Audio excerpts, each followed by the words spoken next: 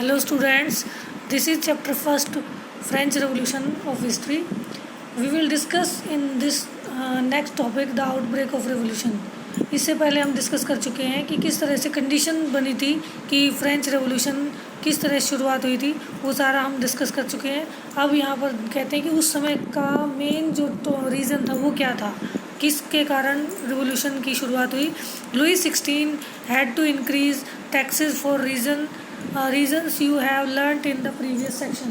अभी हम पहले पढ़ चुके हैं कि लुई 16 को किस लिए जो टैक्स बढ़ाने की ज़रूरत पड़ी, क्योंकि ख़जाना खाली हो चुका था और युद्ध में वो लगा हुआ था, जिसके कारण उसे टैक्स बढ़ाने की ज़रूरत पड़ी थी. How do you think he could have gone about doing this. वो किस तरह से टैक्स बढ़ा सकता था. In France of the old regime the monarch did not have the power to impose taxes according to his will alone. उस समय जो पुराना राजवंश था, उस समय राजा अकेला अपनी इच्छा से टैक्सेस नहीं बढ़ा सकता था. Rather he had to call a meeting of the States General which would then pass his proposal for new taxes, जिसके लिए उसे स्टेट्स जनरल की मीटिंग बुलानी पड़ती थी. और स्टेट्स जनरल के बारे में हम पहले ही डिस्कस कर चुके हैं कि 3 पार्ट थे उस समय फ्रेंच सोसाइटी के, फर्स्ट स्टेट, सेकंड स्टेट और थर्ड स्टेट. तो इन तीनों स्टेट्स को मिलाकर स्टेट्स जनरल बनती थी और इसकी मीटिंग बुलाता था ताकि वो टैक्सेस को बढ़ा सके. The States General was a political body to which the 3 states sent their representative. States General में तीनों ही जो जनरल स्टेट्स थे उनके रिप्रेजेंटेटिव या प्रतिनिधि आते थे. However the monarch alone could decide when to call a meeting of this body. अब ये तो राजा के हाथ में था कि वो मीटिंग कब बुलाता है. इसके लिए ज़्यादातर मीटिंग्स नहीं बुलाई गई थी. राजा ने लास्ट मीटिंग जो बुलाई थी वो 1614 में बुलाई थी और उसके बाद 5 मई 1789 यानी कि 1789 को लुई 16 ने ये स्टेट्स जनरल की असेंबली बुलाने के लिए प्रस्ताव पास किया और उसने न्यू टैक्सेस बढ़ाने के लिए ये कदम उठाया. Resplendent hall in Versailles was prepared to host the delegates. इन प्रतिनिधियों को बुलाने के लिए एक बहुत ही शानदार महल जो हॉल था उसको तैयार किया गया. The first and second states sent 300 representatives each who were seated in rows facing each other on the 2 sides. इस हॉल में दोनों तरफ 300 सीट्स लगाई गई थी और आमने सामने, जिसमें फर्स्ट स्टेट और सेकंड स्टेट के सदस्य बैठे हुए थे, रिप्रेजेंटेटिव्स बैठे हुए थे, जिन्होंने 300 दोनों ही कैटेगरी के जो रिप्रेजेंटेटिव्स आए थे. और ये दोनों ही कौन से थे, फर्स्ट स्टेट में आता था चर्च और सेकंड स्टेट में nobility. While the 600 of the third state had to stand at the back. जबकि बाकी के जो 600 सदस्य आए थे उन 600 सदस्यों को पीछे खड़ा होना था उन बेंचेस के साइड में. The third state was represented by it's more prosperous and educated members. अभी तक हम पढ़ चुके हैं कि थर्ड स्टेट में ज़्यादातर लोग किसान मजदूरों के साथ साथ कुछ पढ़े लिखे और एजुकेटेड लोग भी शामिल थे. किसान, peasants, artisans and women were denied entry to assembly. इस असेंबली में किसानों को, कारीगरों को, छोटे मोटे जो कारीगर या मजदूर थे उनको और महिलाओं को अंदर आना, असेंबली में प्रवेश करना मना था. उनको कोई राइट्स उस समय नहीं मिले हुए थे. However their grievances and demands were listed in some 40,000 letters which the representative had brought with them. लेकिन इन सब की जो ज़रूरतें थी या डिमांड्स थी उन सबको की एक लिस्ट बनाकर लगभग 40,000 शब्दों का एक पूरा लिस्ट बनाई गई थी और उसको वहाँ पर ये उनके रिप्रेजेंटेटिव या प्रतिनिधि लेकर आए थे.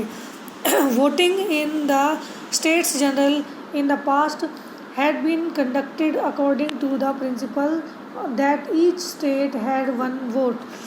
जो स्टेट्स जनरल थी उसमें वोटिंग होनी थी और वो उसी पिछले सिस्टम की तरह ही एक जो स्टेट था, 3 स्टेट थे, फर्स्ट, सेकंड और थर्ड स्टेट, तो हर स्टेट को एक वोट मिला हुआ था.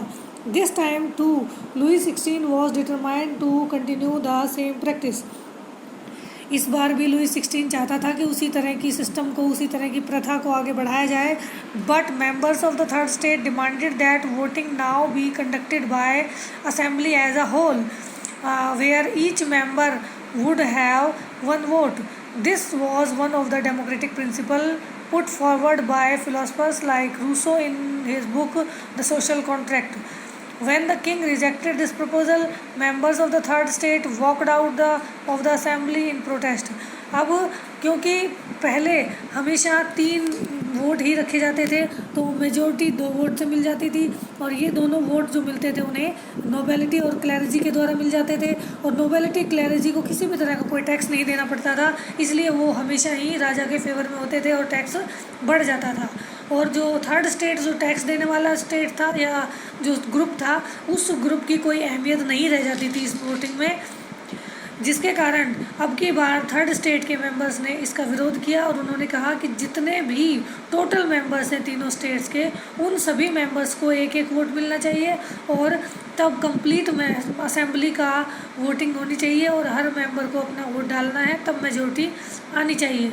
तो इसमें जो मेजोरिटी थी वो कुछ हद तक स्टेट, जो थर्ड स्टेट थे उसके फेवर में जाने की कंडीशन थी, और ये विचार जो था वो फिलोसफर्स जो थे रूसो, उन्होंने अपनी बुक सोशल कॉन्ट्रैक्ट में लिखा था, और ये डेमोक्रेटिक सिस्टम था जिसको उन्होंने बताया था, और उसको ही लोगों ने आगे बढ़ाने के लिए कोशिश की, लेकिन राजा ने इस प्रपोज़ल को मना कर दिया। जब राजा ने उनकी इस डिमांड को स्वीकार नहीं किया तो वो असेंबली से बाहर चले गए और विरोध करने लगे, क्योंकि उन्हें पहले से ही अपमान फील हो रहा था कि उन्हें बैठने के लिए बेंचेस का या चेयर्स का भी इंतज़ाम नहीं किया गया था, और टैक्स देने वाले वही लोग थे जिनको खड़ा रहना था, बाकी जो बैठने वाले लोग थे जिनके लिए सीट्स का इंतज़ाम किया गया था उन्हें किसी भी तरह का कोई टैक्स पे नहीं करना होता था। The representative of the third state viewed themselves as a spokesman of the whole French nation. अब जो थर्ड स्टेट के मेंबर थे वो अपने आप को अपने देश का प्रतिनिधि मान रहे थे, और on 20 June they assembled in the hall of an indoor tennis court in the grounds of Versailles। 20 जून को वो ये वर्सेल्स के एक टेनिस कोर्ट में शामिल, वहाँ पर हॉल में टेनिस कोर्ट था, उसमें इकट्ठा हुए। They declare themselves in national assembly and swore not to disperse till they had drafted a constitution for France that would limit the power of the monarch। अब जो ये मीटिंग हुई 20 जून को उनकी वर्सेल्स हॉल में, वहाँ पर नेशनल असेंबली ने उन्होंने अपने आप को नेशनल असेंबली घोषित कर दिया, अपने आप ही राजा की सहमति के बिना ही अपने आप को उन्होंने नेशनल असेंबली घोषित कर दिया, और उन्होंने कहा कि ये नेशनल असेंबली तब तक डिस्पर्स नहीं की जाएगी, तब तक ख़त्म नहीं की जाएगी जब तक वो फ्रांस के लिए एक नया कॉन्स्टिट्यूशन नहीं बना देंगे जिसमें राजा की पावर को सीमित किया जाए या कम किया जाए। They were led by Mirabeau and Abbe Sieyes. Mirabeau was born in the noble family but was convinced of the need to do away with a society of feudal privileges। इन लोगों का, इस नेशनल असेंबली का जो leadership की थी या इसके जो लीडर्स थे, वो मेन लीडर थे वो मिराबू थे और एबिशियस थे।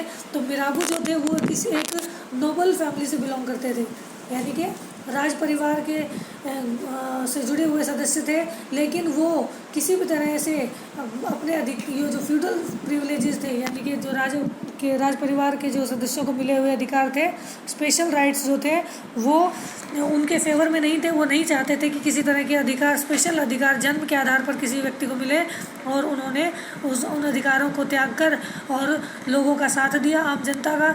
ही brought out a journal and delivered powerful speeches to the crowds assembled at Versailles. उन्होंने एक न्यूज़पेपर निकाला और लोगों को, जो वर्सेल्स में इकट्ठी हुई भीड़ थी, उसको एक बहुत बड़ी और पावरफुल स्पीच दी, जिसमें उन्होंने बताया कि किस तरह से लोगों को अधिकारों के लिए लड़ना चाहिए और उन्हें ये अधिकार मिलने चाहिए। इसी तरह से एबिशियस जो थे वो ओरिजिनली एक प्रीस्ट थे। Wrote an influential pamphlet called what is the third state. Abbe Sieyes जो थे वो फर्स्ट स्टेट से बिलोंग करते थे, जैसा कि मिराबू सेकंड स्टेट से बिलोंग करते थे, एबिशियस जो थे वो फर्स्ट स्टेट से बिलोंग करते थे। तो वास्तव में उन्हें भी कोई ज़रूरत नहीं थी कि वो आम जनता का साथ दें, लेकिन वो भी इस चीज़ को गलत मानते थे कि फर्स्ट और सेकंड स्टेट को जो जन्म से अधिकार मिले हुए हैं वो ख़त्म होने चाहिए। उन्होंने एक बुक लिखी थी, एक पैम्फलेट लिखा था, काफ़ी फेमस हुआ, जिसका नाम था व्हाट इज़ थर्ड स्टेट, कि थर्ड स्टेट क्या है। While the National Assembly was busy at Versailles drafting a constitution, the rest of France seethed with turmoil. A severe winter had meant a bad harvest. The price of bread rose often. Bakers exploited the situation and hoarded supplies. After spending hours in a long queues at the bakery, crowds of angry women stormed into the shops. At the same time, the king ordered troops to move into Paris. On 14th July, the agitated crowd stormed and destroyed the Bastille. जिस समय national assembly Versailles में constitution की drafting में लगी हुई थी, constitution को बनाने में लगी हुई थी, उस समय बाकी फ्रांस जो था वो काफ़ी बड़ी कठिनाइयों से जूझ रहा था। उस समय काफ़ी ज़्यादा ठंड पड़ी थी, और ज़्यादा ठंड पड़ने का मतलब था कि फसल जो है वो ख़राब हो गई, और जिसके कारण जो ब्रेड के प्राइसेस थे वो बढ़ गए, और जो ब्रेड बेकर्स थे, जो ब्रेड बेचते थे, वो दुकानदार, उन्होंने होर्डिंग करना शुरू कर दिया। होर्डिंग का मतलब जो कालाबाजारी करना, स्टॉक कर लिया और सप्लाई कम दिखाने लगे और महंगे दाम पर वो ब्रेड को बेचने लगे। लंबी लंबी लाइनों में खड़े रहने के बाद भी महिलाओं को जब ब्रेड नहीं मिलती थी तो वो गुस्से में आकर उन्होंने उन दुकानों पे हमले बोल दिए और उसमें लूटपाट मचा दी। सेम उसी टाइम पे जो राजा था उसने पेरिस में सेना भेज दी, और क्योंकि उसे कुछ अंदेशा था कि किसी तरह का विद्रोह हो सकता है, इसलिए उसने सेना भेज दी। सेना भेजने का जो मकसद था वो लोगों तक पहुंच चुका था, और लोग जो थे वो उससे गुस्सा हो गए राजा से, और उन्होंने 14 जुलाई को बास्तील की जेल पर आक्रमण कर दिया। बास्तील जो था वो एक सेंट्रल जेल था जहाँ पर कैदियों को रखा जाता था, और वहाँ पर उन्होंने जाकर आक्रमण बोल दिया और वहाँ पर उन्होंने लूटपाट मचाकर कैदियों को छुड़वा दिया।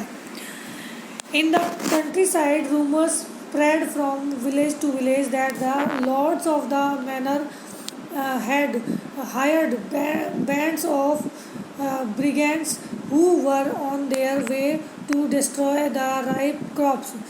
Caught in a frenzy of fear, peasants in several districts seized hoes and pitchforks and attacked chautauqua.